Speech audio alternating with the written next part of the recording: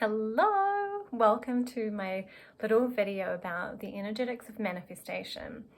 And I just really want to share this with you because this is such a crucial part of calling in your dream partner and creating the relationship you deeply desire. And just being able to recognize these stages that you have to go through, because a lot of manifestation work teaches us these bypassing techniques of like, just imagine it in your mind, create vision boards, and it will come true. So as much as those can be really useful tools in this process, you also need to meet these other parts. So number one is clarity.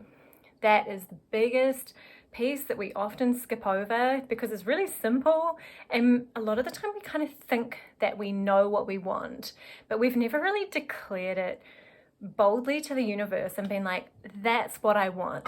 I want these things. I want it to feel like this. I want to be treated like this. I want to be seen. I want to be myself and be able to meet someone in a relationship and, actually like declaring our desires and owning what we want. Like even a lot of the things that we want we might have a bit of shame around wanting that thing. So really owning what we want and getting clear on this. So that's the biggest part, and we'll dive deeper into this in some of the work that we do, but really getting clear, like, what do you want to create? What's it going to look like in your day-to-day? What's it going to feel like? How do you get to show up each day with this thing? So clarity is number one, and making that really clear, like, this is what I want and I'm going to work until I get this. And the next one is basically expanding your subconscious mind. There's, if we grow up and we've never seen a healthy relationship, we have no neural pathways in our brain to actually be able to believe that that's possible or to have ever seen it before. So the next thing is to really start creating those neural pathways in your brain. And the way that you can do this is by finding couples around you that have what you want, or people that have had it, people that show up in relationships as their true self. Whatever thing you want in relationship, just start taking note of people in your life or people that you follow on social media maybe that have the thing that you want, or even just aspects of it. And that way you can start taking note of it. We don't have to be like, oh, why do they have this thing and I don't have it? Like they are there as a gift to you to be able to expand your mind and really believe that it's possible and see that someone else has it and be able to see that it's possible for you as well. So the better way, like if you can find someone who is really similar to you and you see some of yourself in them, even better. They will be such a good relationship person for you to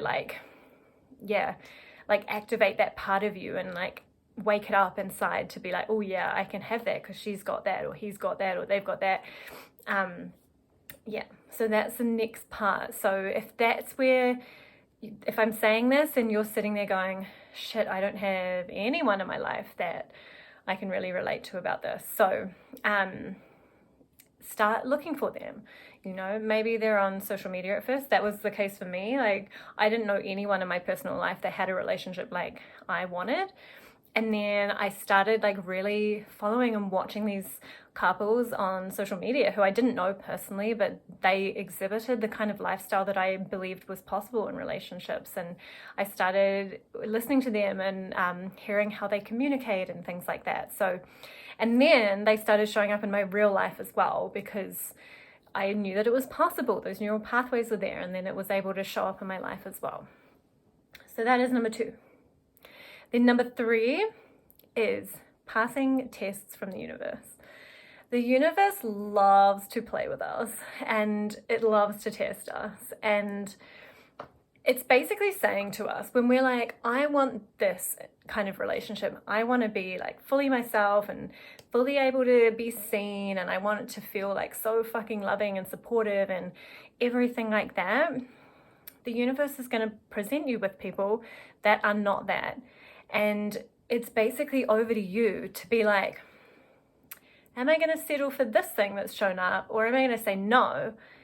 And am I going to then keep trusting and know that my thing is coming and say no to this and wait for the next thing to present itself? And you might get a lot of these tests, you know, depending on how far along you are in your journey. But if you can stay anchored in this, it's so, so powerful. And believe me, I have botched some tests in my time, and I knew these people weren't right for me, and I took ages to say no. So just be okay with that as well, and just know that, you know, it's not gonna change anything. Your person's still gonna be on their way to you. It's just that there's maybe some learnings that you needed to get out of being in that situation a little bit longer to like really anchor the feeling into your body of maybe what you don't want, or knowing something you really do want. So all of these experiences in love and dating, that all these relationships that come to us, they teach us things that we want, that we don't want, and they, you know, expand us in their own way. Of like, maybe someone was super, super supportive and like really looked after you when you were feeling really low, but there was this other big piece that was missing. And so that way you get to take that and know that that piece was possible. You can feel really supported, and you can find someone that also gives you these other things as well. So that's the other part of it. Tests are really fun, and they present themselves in all sorts of ways. They also might not be that fun at the time as well. They could be, you know, difficult lessons for us to learn. So just know that it's just part of the journey, and the more you're clear on what you want, the easier it is to pass tests. And when you are clear in what you want, you get to just be open to the experiences that come to you. And then, you know, you can explore it until the point where you're like, oh no, that's definitely not what I want. And you get to explore it like that. So, and then the last part is very simple in ideology and practice, but it's also really hard to execute. So it's basically just deciding you get to have the thing you want. That's all it is. That you decide, you get it, and then trusting that it will come.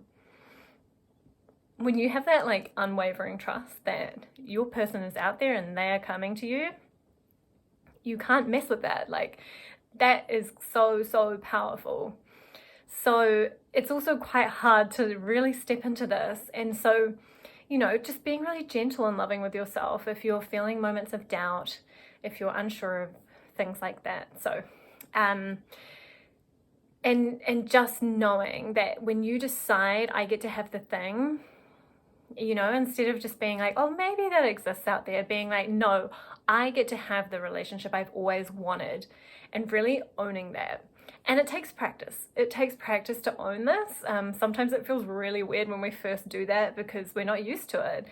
So just, you know, be with that and declare it to the universe, to, you know, in your journaling, to yourself every day, and declare like, I get to have the relationship I've always fucking wanted, and say that, and just keep doing that until it doesn't feel uncomfortable anymore. It's a practice, and some days it'll feel really awesome. Some days you'll feel really off and it just won't flow, but just keep showing up and keep deciding again and again that you get to have the thing, and I promise you it will come to you. So that's a little bit about manifestation, energetics, and feel free to reach out to me and ask me anything about this. I'm always happy to share. And it's the same process for love and relationships, or career and money and all these things. It's exactly the same process, whatever it is that you're trying to call in at the moment. So thank you for listening to this, and I will see you soon.